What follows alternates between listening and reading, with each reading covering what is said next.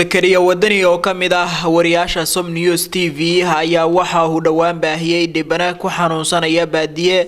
waxaana Zakariya Wadani lacagtii muxsiniinta u soo dirtay oo ugu dhisay guri kaas oo laga dhisay magaalada Laascaanood ee gobolka Sool. Zakariya ayaa muslimiinta mar labaad waxa ugu baaqay inay soo taakuleeyaan dhibanaha si guriga loogu dhameystiro iyo waliba si noloshiisa loo kafaala qaado. Bismillahir Rahmaanir Rahiim alxamdulillahi rabbil caalamiin. maanta waxaan joognaa magaalada Laascaanood ee xarunta gobolka Sool waxaan dhawaantay bishii lixaad ee 2017 sanadkii tagay aan soo bandhignay isla markaana ummadda islaamka aan u soo bandhigay anigoo Zakariya Maxamed Ciise jaamac Siraad oo ahaa dhibana xanuunsanaya isla markaasina ku xanuunsanayay baadiyaha duleedka deegaanka Yeele ee degmada Yogoori ee gobolka Sool. jaamac waxa u soo kacay ummad Soomaaliyeed oo ku kala nool guud ahaan geeyga Soomaalida iyo caalamka intiisa kale waxayna dadkaasi ay u soo direen lacag dhan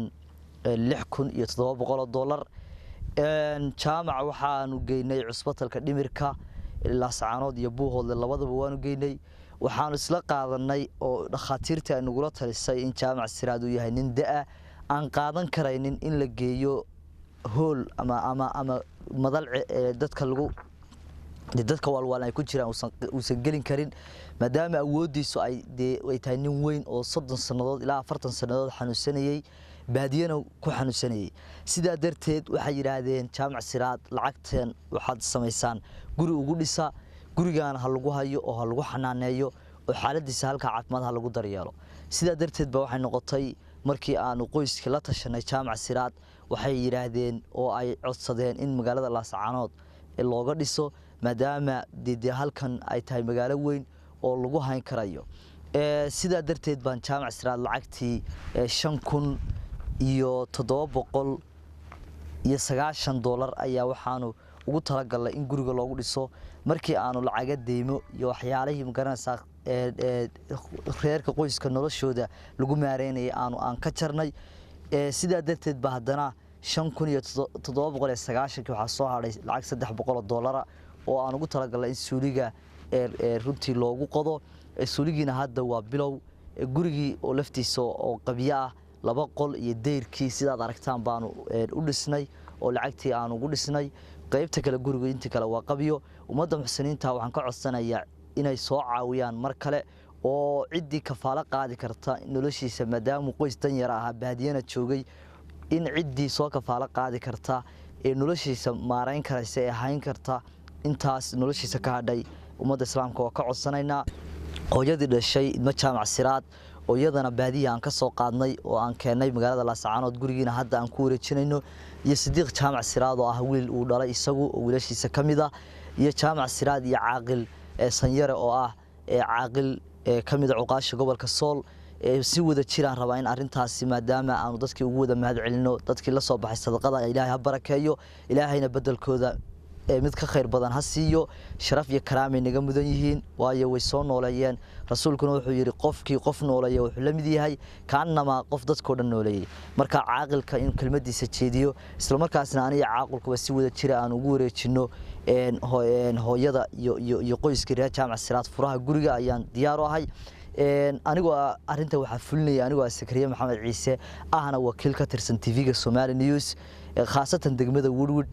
marka waxaan leeyahay TV-ga Somali News sida uga qayb qaatay anagoo Somali News arinta aan u tabinay iyagana aad baan ugu mahad celinayaa waxaan halkan galabta u joognaa jaamac Siraad oo ah dhibane xanuunka dhimirka muddo aad u dheer la dayacnaa kuna noolaamiyi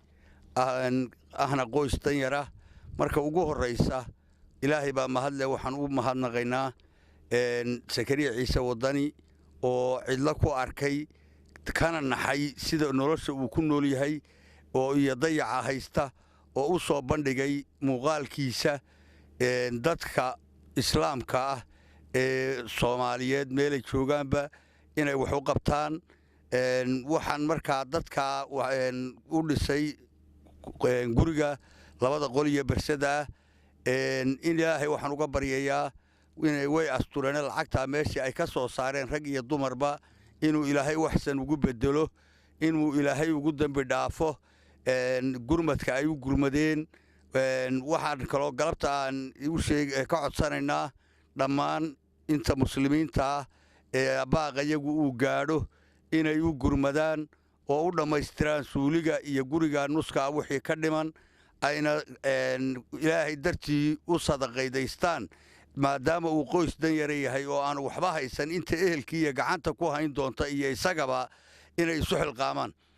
ummadda muslimiinta aheena soo caawisay mahad baanu celinaynaa haddii allaba kuu roon yahay wayna caawiyeen darxumo weyn bay naga kor qaadeen marka haddana sidii oo kale aanu ugu baahannahay waxna soo caawiya waanu u baahanno inta naga dhiban noogu daba kara waxaan sacdiye aan ku wareejinaynaa furiga guriga